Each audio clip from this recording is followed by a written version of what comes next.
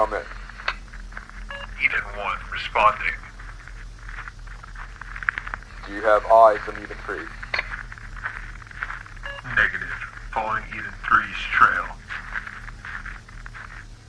Proceed with caution. The target's threat level is being re-evaluated.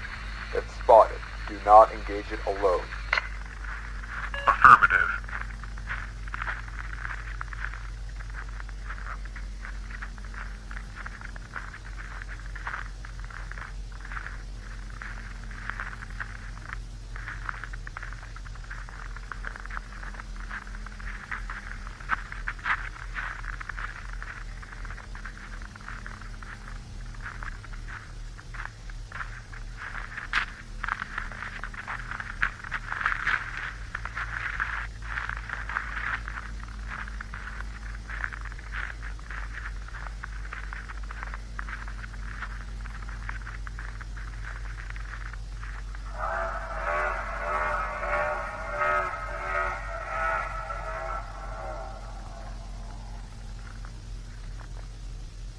Eden Squad, rendezvous in my position. Target is in the AO.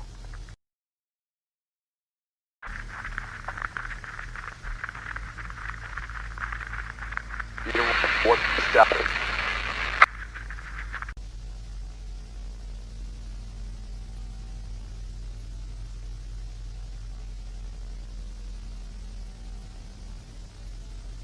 At the rendezvous, waiting for Eden Squad to arrive.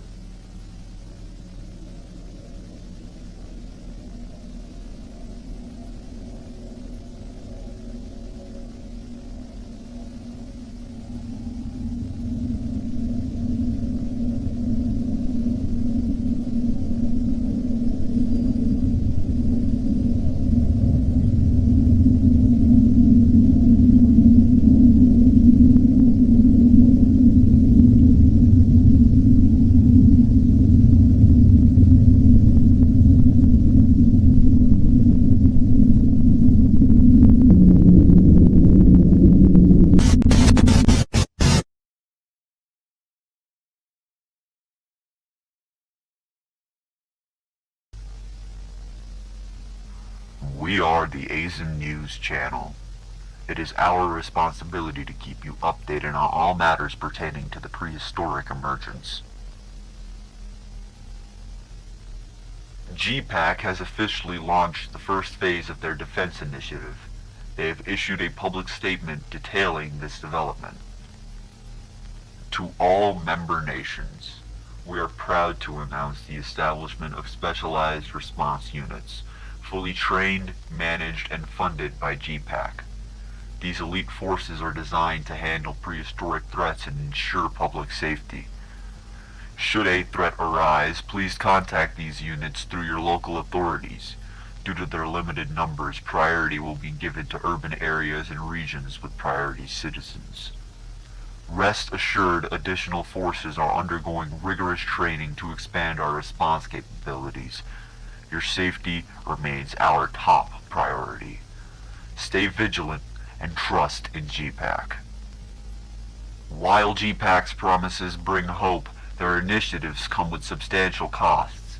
Stay tuned as we uncover news regarding GPAC's newly formed special forces.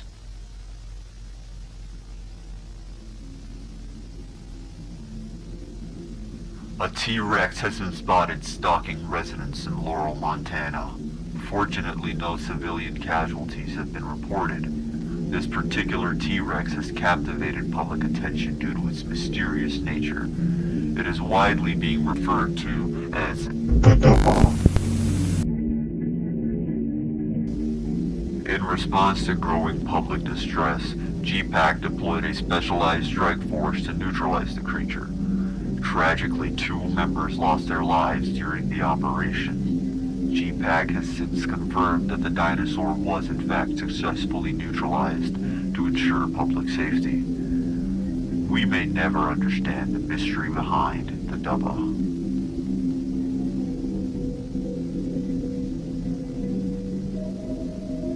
GPAC has detailed Phase 1 of their campaign, which aims to resolve the Quetzalcoatl's threat. These Darkadai pterosaurs have become a top priority due to to their inherent danger and rapid migration across the Western Hemisphere. GPAC's statement regarding this campaign is as follows. As part of the Defense Initiative, we are committed to controlling the population of these Darkidai pterosaurs. Our specialized forces have successfully neutralized 19,735 Quetzalcoatlus with minimal losses. However, to sustain this campaign, we are imposing a 10% emergency tariff across all member nations. Your continued support is vital in keeping our world secure. We at ASIN News question whether brute force is the right solution to this crisis. In just the first week of the initiative, 987 soldiers have lost their lives. The mass spending on firepower has already triggered inflation, with experts warning us that this war is unlikely to end anytime soon. Despite GPAC's claim of neutralizing nearly 20,000 Quetzalcoatlus, their population continues to surge. This campaign could easily stretch on for years. The war against the Darkidai has already cost more than $1.32 billion. Experts project expenses could surpass $1 trillion before the conflict ends. Furthermore, GPAC has introduced tariff exemptions for wealthy individuals and corporations that make significant financial contributions. According to GPAC, cities like Washington, D.C., Buffalo, and Pittsburgh are now free of Quetzalcoatlus. However, eyewitness reports suggest sightings of flying creatures in these regions. To gain further insight, we now turn to Corbin Brenner, reporting live from Buffalo, New York. That's right. I'm standing here in sunny Buffalo, New York, and as of yet, no news on the elusive Pterosaurus.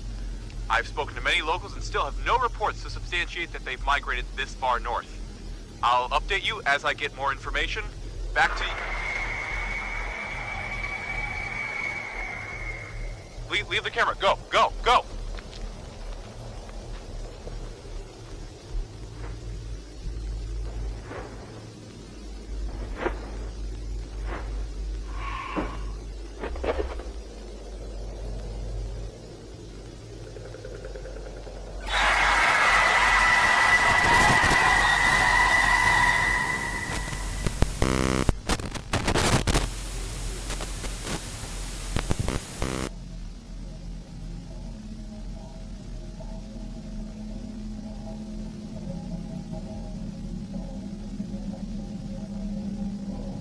Attention.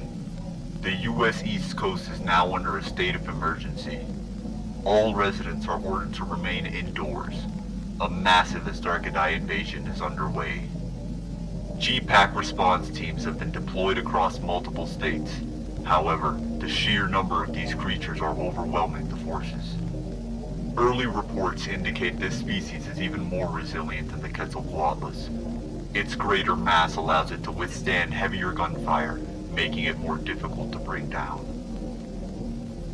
Experts have confirmed that these pterosaurs first emerged in Romania, likely nesting in remote regions and avoiding human detection. However, their sudden mass migration to the U.S. East Coast remains an enigma, with no known natural explanation for such a movement. The fact that their arrival coincides with the ongoing war is a coincidence that cannot be overlooked.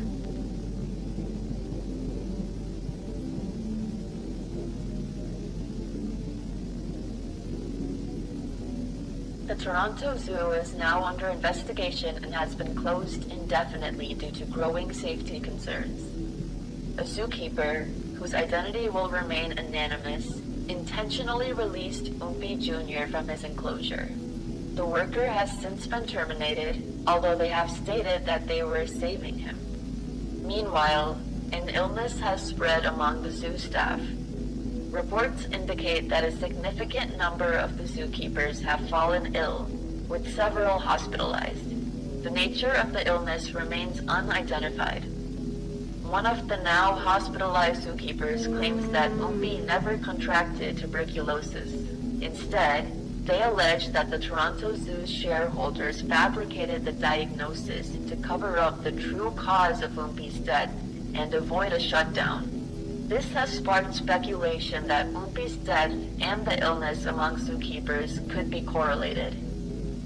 As the Toronto Zoo faces legal scrutiny, concerns grow for the zookeepers battling this unknown illness, and for Umpi Jr., who remains missing.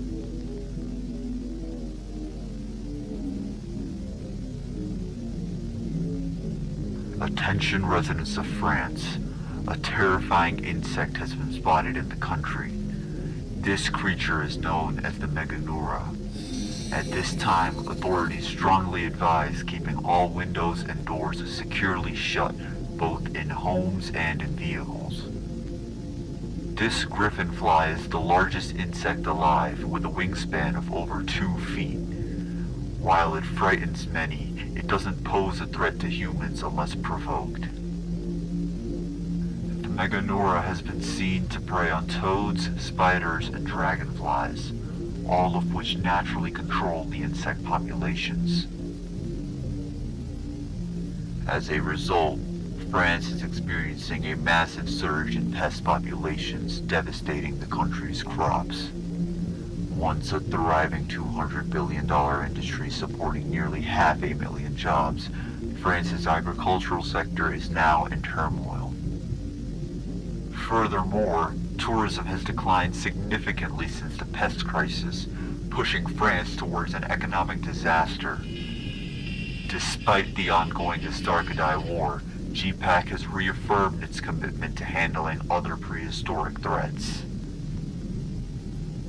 In response to the active Meganeura crisis, they have issued the following statement.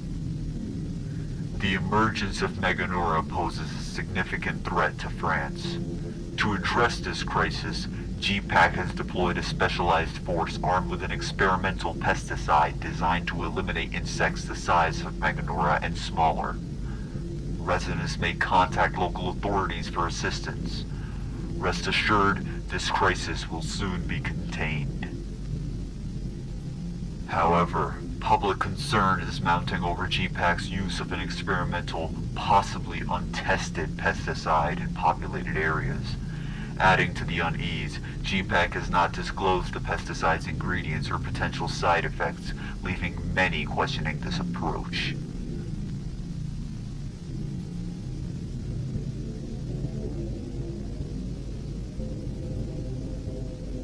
A tragic incident recently took place in Brazil.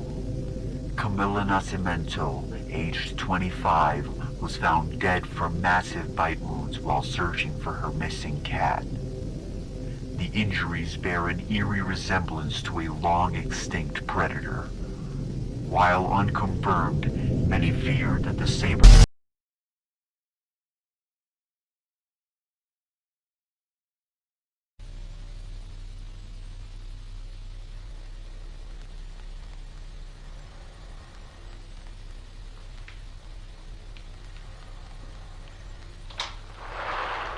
Lola! Lola! Do you want some treats?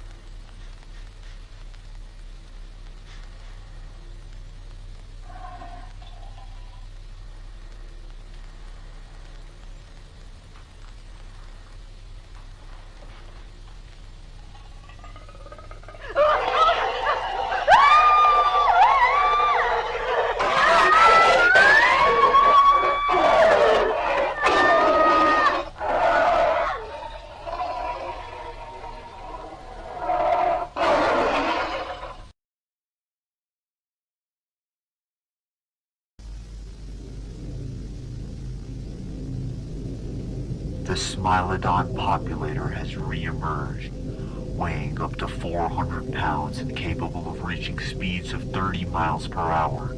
This apex predator is unlike anything modern society has faced. Its strength and ambush tactics may make it the most dangerous prehistoric creature to return yet. Across Brazil, deep holes are forming in populated areas. Where these formations appear, so do the saber-toothed cats. With these predators now prowling city streets and rural towns alike, Brazil itself has become their hunting ground. G-Pack forces are patrolling major cities, staying true to their mission of protecting civilians. However, their focus remains on urban centers, leaving smaller towns and rural areas dangerously exposed to Smilodon attacks.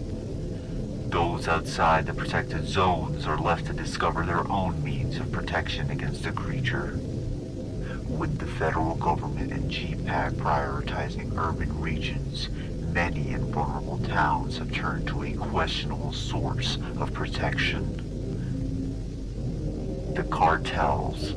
Amid a global firearms shortage, these criminal organizations have taken advantage of the crisis, flooding the black market with weapons and selling them to desperate locals. The emergence of Smilodon has inadvertently increased the strength of the cartels, deepening their grip on Brazil's most vulnerable communities. For now, those outside the G-Pack protected zones have little choice but to rely on the criminal organizations. Until special forces extend their reach, many will remain trapped between prehistoric terror and the growing power of the cartels.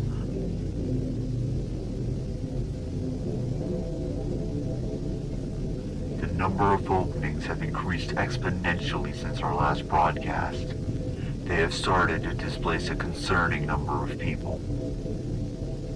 G-Pack previously promised to relocate those housed within 1 mile of the formation. However, they have since now discontinued this service for budgetary reasons and left those affected responsible for their own relocation.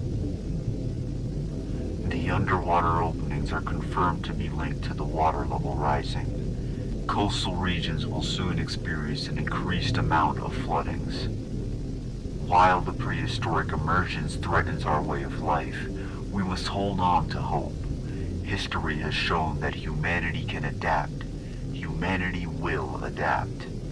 Viewers, stay vigilant, stay prepared, and above all, stay safe.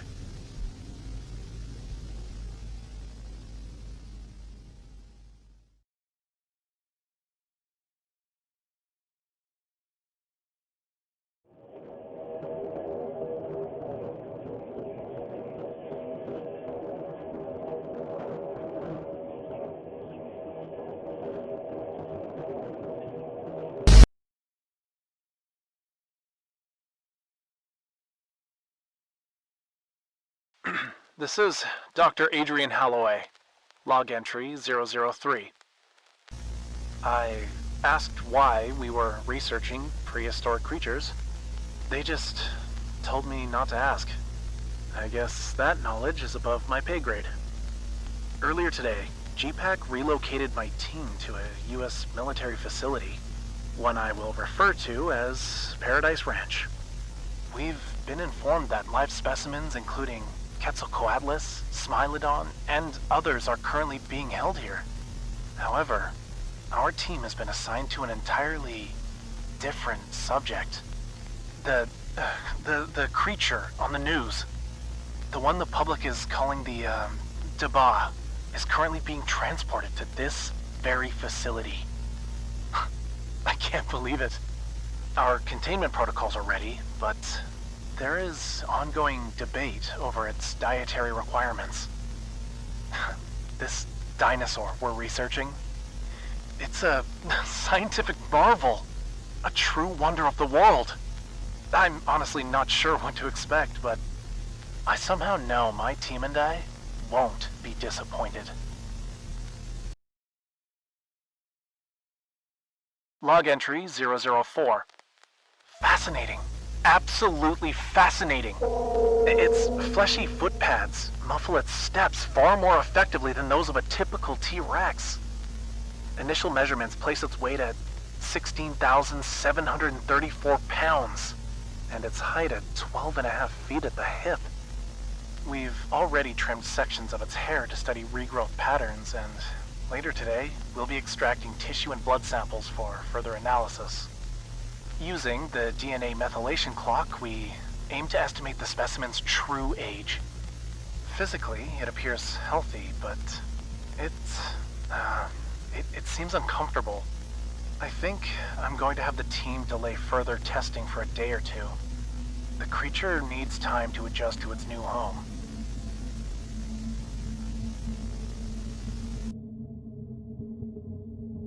The results are...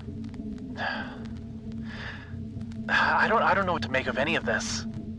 As a scientist, I'm not even sure I believe it myself.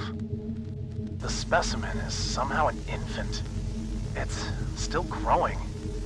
It hasn't even come close to reaching its full size.